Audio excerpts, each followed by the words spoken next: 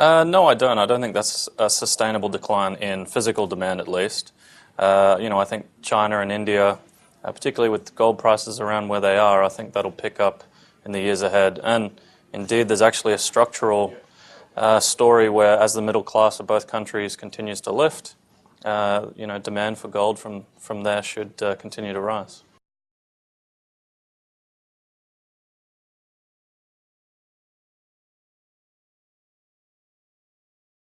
Yeah, sure. I think prices below $1,000 an ounce are certainly possible, and I think the move to $1,000 or below is more likely than one back to $1,300 an ounce.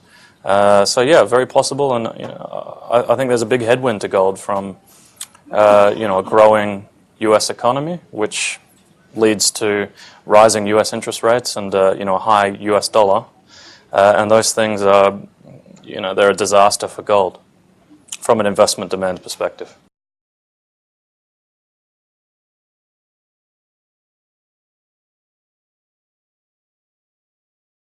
Well, gold producers are already, talking about, costs. The price is below a lot of their cost levels at an all-in basis of about $1,200 an ounce.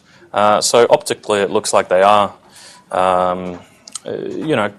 cash flow break even or so at this point. But let's not forget that costs have followed the gold price higher the past few years, and cost-cutting efforts, I would think, would continue into the next few years, and producers will set up their businesses for a lower gold price environment.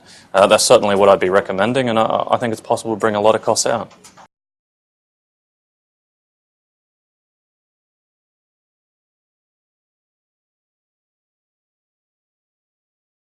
Yeah, I definitely do. I think that east-west divide is going to be on the consumer side as well.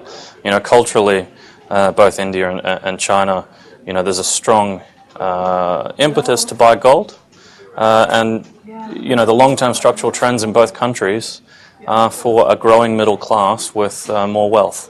So over time, I think that will naturally lead to a lot more consumer physical demand for gold.